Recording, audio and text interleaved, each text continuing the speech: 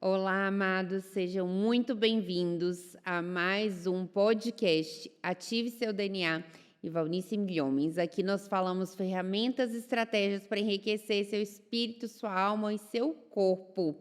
E nós estamos na série Uma Nova Estação, quarto episódio dessa série, Uma Nova Estação. O episódio de hoje é Desânimo.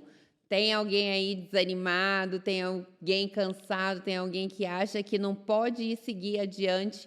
Então, não esquece de curtir e também compartilhar essa mensagem com quem você acha que precisa ouvi-la, tá? Hoje, então, o nosso tema é o quarto episódio da série Desânimo. Eu vou começar com uma passagem que fala muito sobre desânimo, que é uma passagem do livro de Jó, né? Jó 4. A primeira resposta de ele faz a Jó. Então respondeu a Jó: Você terá paciência e me permitirá dizer algo? Afinal, quem poderia permanecer calado? Você, Jó, já deu ânimo para muita gente e deu força aos fracos. Suas palavras, elas sustentaram os que tropeçavam e você deu apoio a muitos vacilantes. Mas agora, quando vem a aflição, quando é sobre você, você desanima. Quando você é atingido por ela, você entra em pânico. Seu temor a Deus não lhe dá confiança? Sua vida íntegra não lhe dá esperança? Pense bem. Acaso os inocentes, eles morrem? Então, tem coisa na nossa vida, né, amados? Tem coisas que nós acreditamos para os outros, né?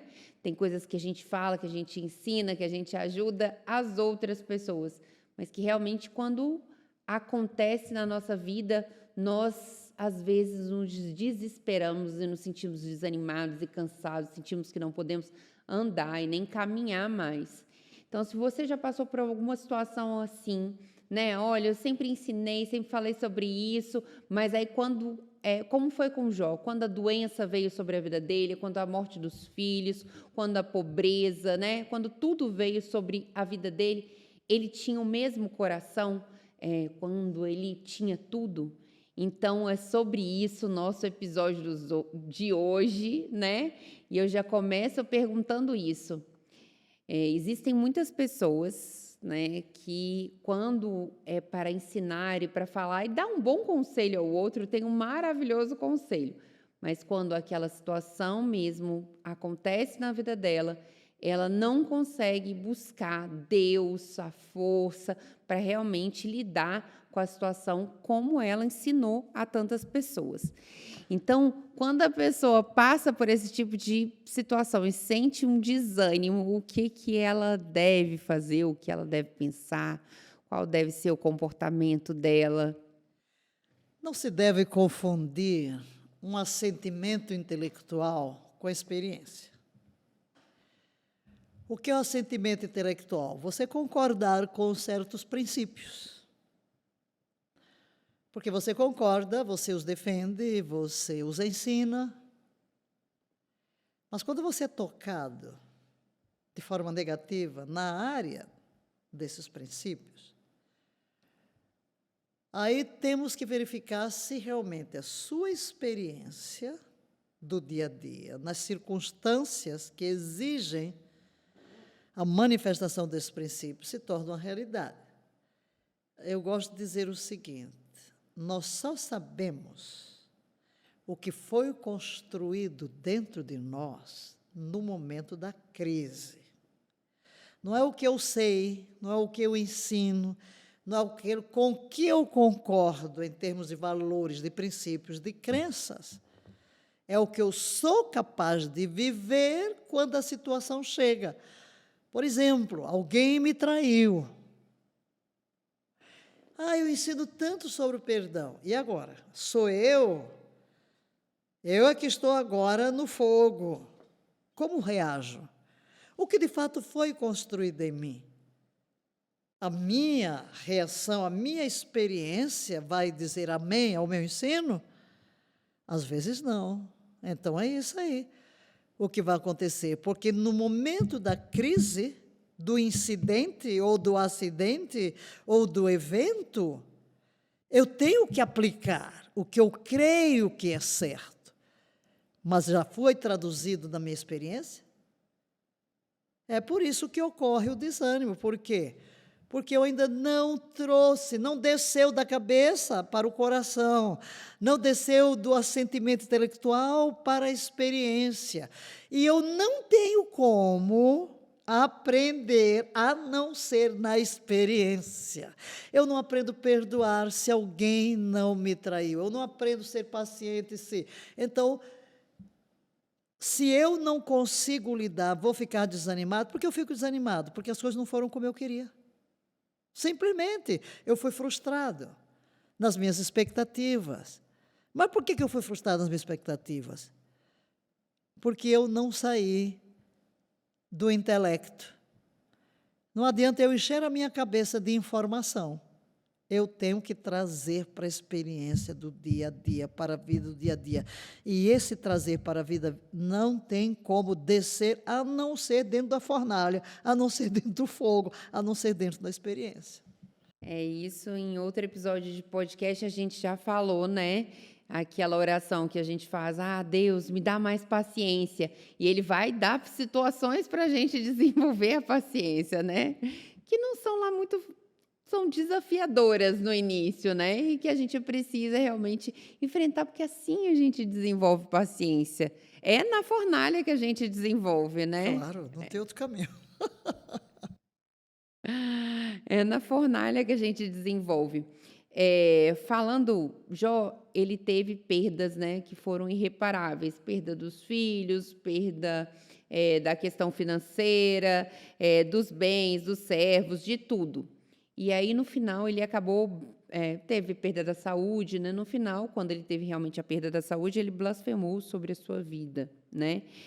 E como que a palavra pode dizer ou acabar, ou então transformar aquela situação de crise e de desânimo pelo qual a pessoa de casa aí você pode estar passando, como a palavra dita de Jó, realmente quando ele blasfemou sobre a vida dele, né, e se queixou, como que isso funcionou para que todo o restante desencadeasse?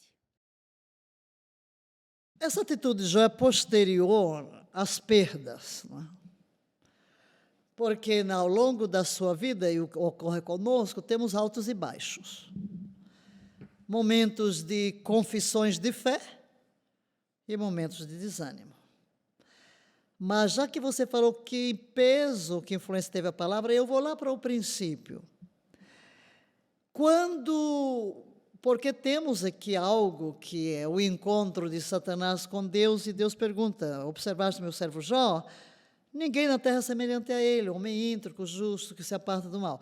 E Satanás, o que é que ele diz? Porque ele é o acusador. Pudera, né? Pudera, né? Como que diz? Tu cercaste de bens, de riqueza.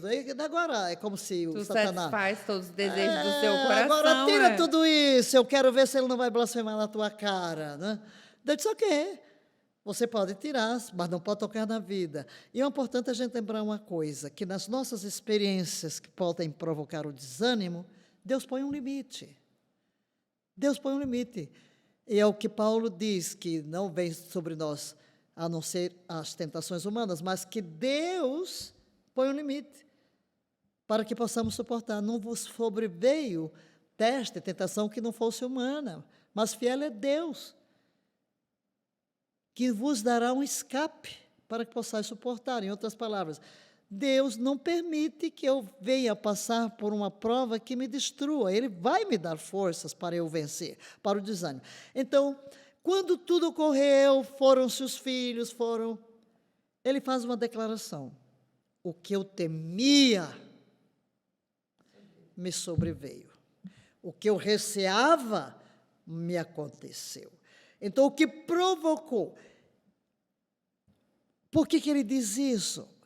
Porque ele vivia sempre...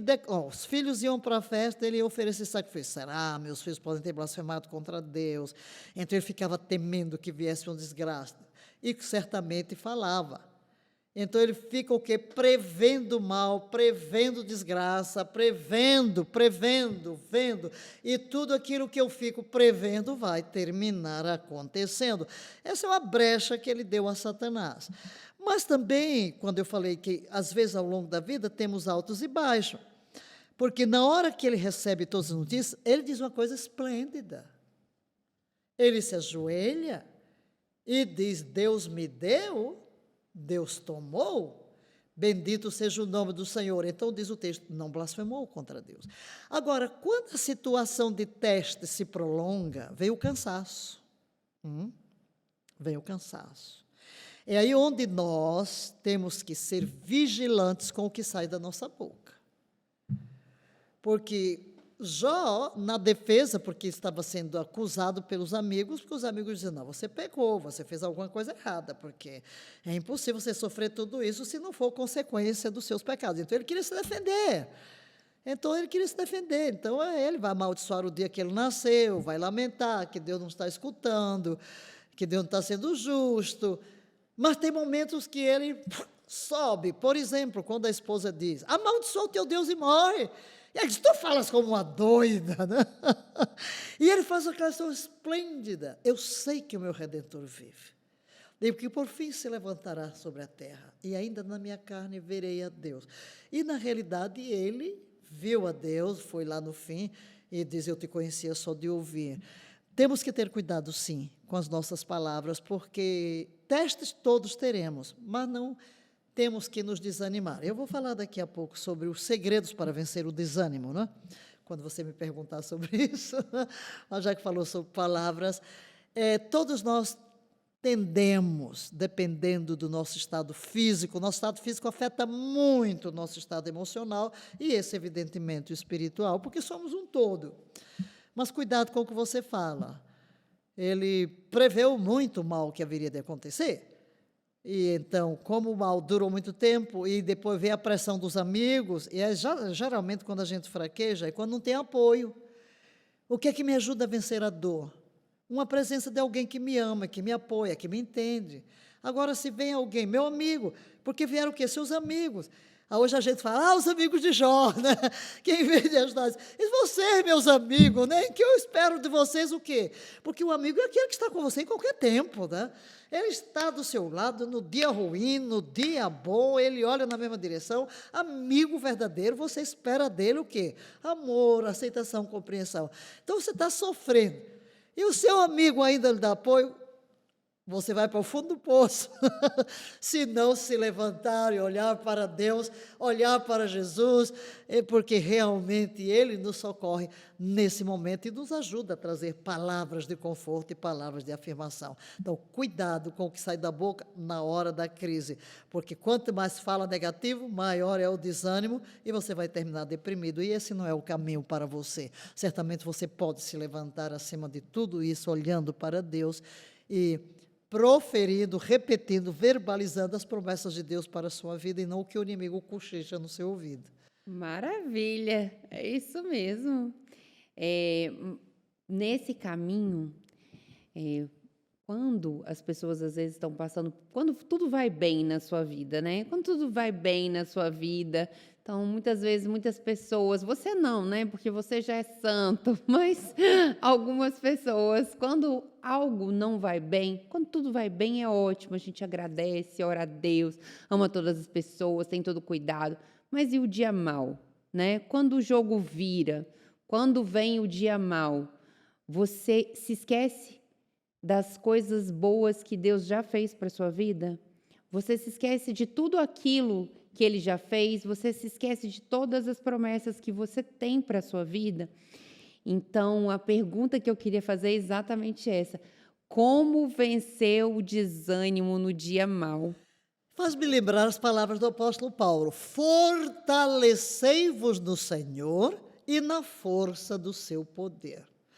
Fortalecei-vos no Senhor e na força do seu poder. Revesti-vos de toda a armadura de Deus, para que possais resistir no dia mau, e depois de ter desfeito tudo, permanecer inabaláveis. Olha aí a fortaleza interior, a fortaleza, a estrutura emocional.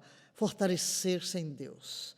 Fortalecer-se em Deus. Chegou o dia mau, não sei quando vai chegar o dia mau, mas Paulo está dizendo que se eu me fortaleço em Deus e me revisto da armadura, e qual é a armadura que ele diz que vai me proteger no dia mau, para que eu não entre nesse estado de desânimo e derrota, porque aí inclusive ele diz, depois de ter desfeito tudo, permanecer inabaláveis. Então, colocar na cabeça o capacete da salvação. O que é isso? Você confessa, eu sou salvo, sou redimido, Jesus me salvou. Então o inimigo não tem poder sobre a couraça da justiça. Jesus levou o meu pecado, mas me deu a sua justiça. Tomar o escudo da fé. O inimigo manda flecha de lá, de derrota, de desânimo, de depressão, de tudo na vida negativo, e você vai com apaga. Com o quê? Com as declarações de fé. Esta é a vitória que vence o mundo. A nossa fé. A sua fé de que você é mais do que vencedor. A sua fé de que os seus pés serão guardados. A sua fé de que você está firmado na rocha. Não se abala, permanece firme para sempre. A sua fé de que Deus está com você como poderoso guerreiro. De que Ele batalha as suas batalhas.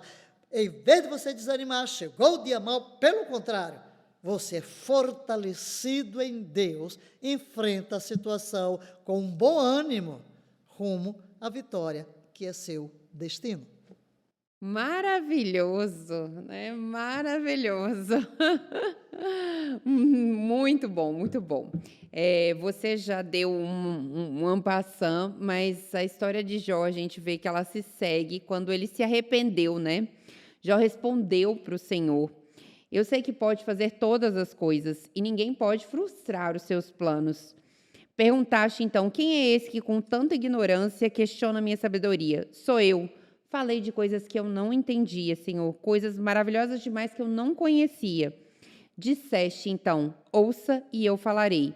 Eu lhe farei algumas perguntas e você responderá. Agora, antes eu só conhecia você de ouvir falar. Mas agora eu te vi com os meus próprios olhos, retiro tudo o que eu disse e me sinto realmente arrependido no pó e nas cinzas. Então, quando Jó realmente se arrependeu de tudo que ele falou, né, tudo que ele blasfemou contra a vida dele, o que o Senhor respondeu, o que Yahvé respondeu? Quando Jó orou pelos seus amigos, o Senhor o tornou próspero de novo. Na verdade, o Senhor lhe deu o dobro do que ele tinha antes. Todos os seus irmãos, suas irmãs e seus amigos de outros tempos vieram e festejaram com ele à mesa da sua casa. Eles o consolaram e o confortaram por todas as provações que o Senhor tinha enviado contra ele, e cada um trouxe um presente de prata e de anel de ouro. O Senhor abençoou Jó na segunda parte da sua vida, ainda mais do que na primeira. Ele teve 14.000 ovelhas, 6.000 camelos, 1.000 jumentos de bois e 1.000 jumentas. Deus também deu a Jó 7 filhos e 3 filhas. Jó chamou a primeira de Gemina, a segunda de Quez e a terceira de Querem. Em toda a terra não havia mulheres tão lindas como as filhas de Jó. E seu pai lhes deu uma herança junto com o irmão delas, e Jó viveu 140 anos e 4 gerações de filhos e netos. Então morreu depois de uma vida linda, longa e plena. E que esse seja o final também para você, que se tomar todas essas armas contra o desânimo, consiga ter uma vida ainda mais plena e próspera que o Senhor te dará, né? Claro, e você chegou aí no ponto central, voltar-se para Deus, um encontro com Deus, né? Então, quais os segredos de vencer o desânimo? Só uma curiosidade aí sobre Deus dando em dobro a Jó, mas não deu o dobro dos filhos. Você sabe por quê? Por quê? Deu o dobro dos ovelhas, deu cabelo, mas dos filhos não, os mesmos 7. Porque os 7 que morreram continuam vivos. Então, tinha o dobro, porque Os animais morrem, acabaram, mas quem morreu aqui, morreu o quê? O corpo baixou a sepultura, mas o espírito continua a viver. Então, na realidade, ele teve 14 filhos, não é? Foi o dobro. 7 já haviam partido, estavam desencarnados, né? Já fora do corpo, mas realmente é o dobro. É muito linda a história de Jó. Mas é interessante, Rick Warren, um pastor muito influente, que é autor da Vida com Propósito, ele escreve muito, muito, muito, muito sobre propósito, né? Uma vida com propósito. Ele teve uma experiência muito dura de um filho suicidar-se, né? E é considerado uma das pessoas mais influentes do mundo. Esse livro com propósito lançou, foi traduzido em muitas, muitas línguas, tem Igreja com Propósito, etc. Mas ele escreveu uma vez um artigo falando sobre, depois disso, especialmente falando para pastores.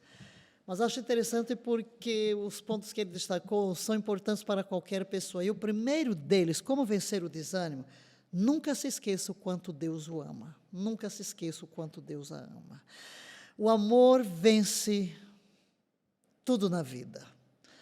O amor de Deus é invencível e, como Deus é amor, o que torna alguém equilibrado e saudável é a presença do amor. A ausência do amor adoece, mata, não é? Solidão. Mas não se esqueça o quanto Deus o ama, o quanto Deus a ama. Esse é o primeiro ponto. E é interessante, se a gente tomar Paulo, e eu quero tomar Paulo aqui hoje como um exemplo, porque ele nos dá 7 princípios na sua experiência para se superar o desânimo. Vamos aprender um pouquinho com Paulo. Se você estiver em uma época difícil, que considera difícil, é difícil superar, meio desanimado, considere as palavras do apóstolo Paulo. E aqui sobre nunca desanimar, ele diz em 2 Coríntios 4:1, não desanimamos. Ele está falando do ministério, pois Deus nos deu este ministério pela sua misericórdia. Mas eu digo, cada um de nós tem uma missão na vida. Então, não desanime no que você está fazendo, porque o seu desânimo pode vir de uma frustração em várias áreas da sua vida. Mas saiba que o papel que você desempenha em vida é algo que Deus lhe concedeu para servir à humanidade. Todos os dons, tudo que temos. Então, não há motivo algum para você ser desanimado, porque você tem alguém que o ama, que a ama com um amor eterno. Você não pode se sentir desanimado e, ao mesmo tempo, sentir o amor de Deus. É impossível, os dois não andam juntos. Na hora que você mergulha no amor de Deus, vai desânimo embora, sai da minha frente. Algumas pessoas não sentem o amor de Deus porque se sentem indignas. Mas no momento em que você, uau, tu me amas com amor eterno, Jesus disse que o Pai me ama do mesmo modo que ama a Jesus. Então, esse é o primeiro ponto. Quando você estiver desanimado, concentre-se imediatamente no amor de Deus. Volte o foco daquilo que traz desânimo para o amor de Deus. Segundo, não finja. Não finja. Seja você mesmo. Seja você mesmo. Só porque você é talvez um líder, talvez é um pastor, talvez é o presidente, é o diretor da clínica, então você quer mostrar para os outros que você é mais forte de todo mundo. Não, você não tem que fingir. Deus não abençoa falsificações. E Paulo diz o quê? 2 Coríntios 4:2. Não tentamos enganar ninguém, nem distorcer a palavra de Deus. Dizemos a verdade diante de Deus. E todos os que são honestos sabem disso. Então, o medo, muitas vezes, nos impede de ser vulneráveis. Olha, gente, eu estou passando por uma situação, mas tudo bem, às vezes vem o desânimo, mas eu sei que Deus está comigo, ora por mim, ok.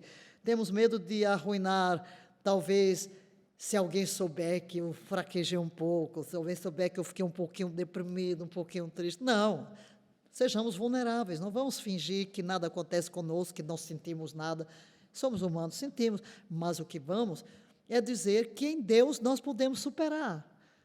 Como eu falei no outro podcast, essas emoções, elas são como que quando você está no carro, né, você tem reflexos, eles são automáticos. Então, nós também temos aqui um mecanismo psicológico automático. Sentiu medo? Sim, senti. Ficou desanimado? Sim. Ficou com raiva? Sim. Mas eu não vou permitir que estes me abatam e não vou centrar-me, demorar, gastar energia naquilo. Então, ok, não finja.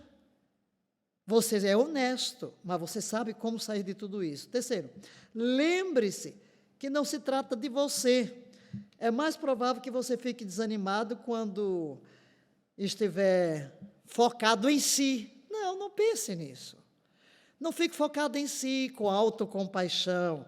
Paulo nos lembra, nossa mensagem não é sobre nós mesmos. Não é? O que eu faço não é sobre mim, o que eu estou fazendo é para ajudar os outros. Ah, não deu certo, desprezaram o que eu fiz, por isso estou desanimado. Eu trabalhei nesta empresa, ninguém valorizou, por isso estou desanimado. Não, não pense sobre você. Não é sobre você, é o seu serviço, é o que você está fazendo. Então, saiba que tudo que você está fazendo para Deus. Relaxe em suas limitações, relaxe em suas limitações. Ficamos desanimados quando tentamos fazer tudo mais que é humanamente possível. Não consigo. Ficou desanimado. Não cumpri minhas metas. Ficou desanimado. Ah, eu tinha um sonho.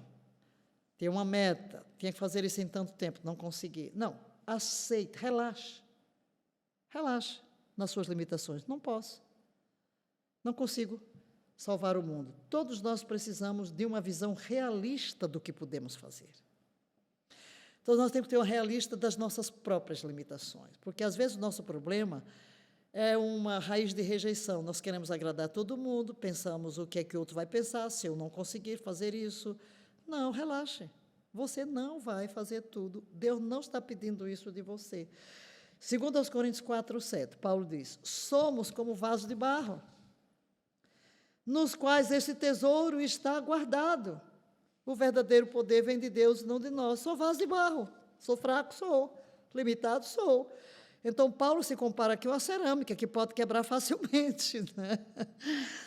Ele está apenas sendo honesto sobre sua fraqueza. Deus muitas vezes coloca seus maiores dons, onde?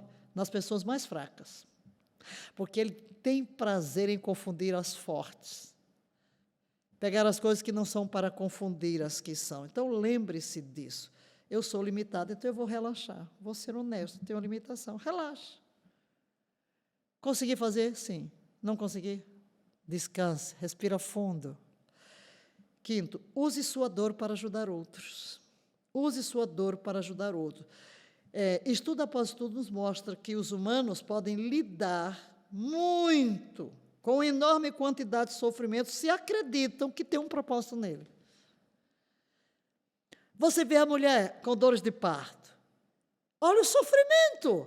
Meu Deus. Às vezes tem mulher que passa os 9 meses de cama, né? Para sustentar a criança. Sofre. Nasce o menino, está feliz. E daqui a pouco está grávida de novo. Por quê? Porque sabe que aquela dor tem um propósito. Então, sua dor pode ajudar outros. Então, a experiência que você está passando hoje pode ajudar tremendamente a outros, porque você será um melhor conselheiro, você saberá compreender as outras pessoas, você será mais empático, e Deus geralmente usa as nossas experiências dolorosas para nos capacitar, qualificar, a fim de abençoar os outros. E vamos lá para Paulo, né? Porque ele diz, segundo aos Coríntios 4:8, em tudo, olha ele, falando sobre ele, em tudo somos atribulados, mas não somos esmagados. Em tudo somos angustiados, mas não somos destruídos. Ficamos frustrados, mas não desistimos. Aí ele vai dizer, por que eu não desisto? Ok, tudo isso vem sobre mim, frustração, dor, preocupação, desânimo, mas não sou destruído, mas não fico desanimado, mas não vou desistir. Aí ele diz no verso 15, tudo isso é por causa de vocês. Para que, à medida que a bondade de Deus transborda na vida de muitas pessoas, produz ainda mais ações de graças para a glória de Deus. Então, o chamado do sofrimento é um chamado redentor. Às vezes, Deus permite que você passe pela dor, porque você vai ajudar outros e vai ser canal do amor de Deus. Tem maior sofrimento do que o de Jesus, mas ele não desanimou. Ele não desanima conosco. Meu Deus! Uau! A gente pisa na bola o tempo todo e Deus não desanima conosco. Ele está sempre crendo em nós. Então, continue, porque Deus vai usar a sua dor, vai usar a sua crise. E, em sexto lugar, reserve um tempo para a renovação. Tudo na terra tem que se renovar e nós temos que nos renovar. E muitas vezes o nosso desânimo vem por quê? Porque a gente está esgotado, trabalhou demais, estressou-se demais, jogou sobre os ombros responsabilidades maiores do que nós. Então nós precisamos parar para nos renovar. Precisamos de renovo, até descobrir como encontrar um lanche que você gosta, uma comida que você gosta. Não importa em qual projeto você está trabalhando, você não concluirá sem reservar tempos para renovação. Não importa qual seja o projeto. Você vai ter que dar uma paradinha para se renovar. Pela terceira vez, em 2 Coríntios 4, Paulo escreve o versículo 16 sobre por que não fica desanimado. É por isso que não desanimamos. Embora exteriormente estejamos desgastados, interiormente somos renovados dia após dia. Como você se renova diariamente? Tem que descobrir um jeito.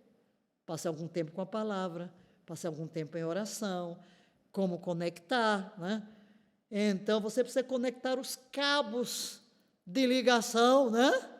Com Deus, consigo, com os outros, para recarregar o seu espírito. Às vezes pode ser uma caminhada no parque, às vezes pode ser um período de relaxamento. E se você gosta de cozinhar, fazer um bom prato, até para você, do que eu gosto? Hoje eu vou aqui me mimar, né? Gosto de andar de bicicleta, gosto de sair ao vento, seja lá o que for. E, finalmente, mantenha o foco na eternidade. Mantenha o foco na eternidade. Olhe além do presente, olhe além da circunstância que trouxe esmagamento ou desânimo. Aí lá vou eu para Paulo, porque eu disse, aqui no desânimo, vamos para Paulo, né? Na hora que eu li ali, desânimo, você já sei. Paulo, você é um exemplo tremendo. 2 Coríntios 4,17 diz assim: nosso sofrimento é leve e temporário, e está produzindo para nós uma glória eterna, que é maior do que qualquer coisa que possamos imaginar. Não procuramos coisas que podem ser vistas, mas sim coisas que não podem ser vistas. As coisas que podem ser vistas são apenas temporárias, mas as coisas que não podem ser vistas duram para sempre. Então, Paulo manteve todos os problemas na perspectiva da eternidade. Eu não sei o que está desanimando você, mas olha, tudo vai passar. Tudo que você vê, tudo que você sente, tudo que você escuta vai passar, e você não é governado pelo que vê, pelo que ouve, pelo que sente, pelo mundo dos sentidos. Seu foco é a eternidade, seu destino é a eternidade. Você foi criado para a eternidade. Tudo vai passar, a dor vai aliviar. Não desanime, levanta a cabeça, porque Deus está com você, e em todas estas provas somos mais do que vencedores. Maravilha! Segredo aí completo de você passar pelo desânimo. Então, se você está desanimado, cansado, ou conhece alguém que está passando por essa situação, não esquece de compartilhar essa mensagem e fique de olho no nosso próximo episódio do podcast. Um grande beijo!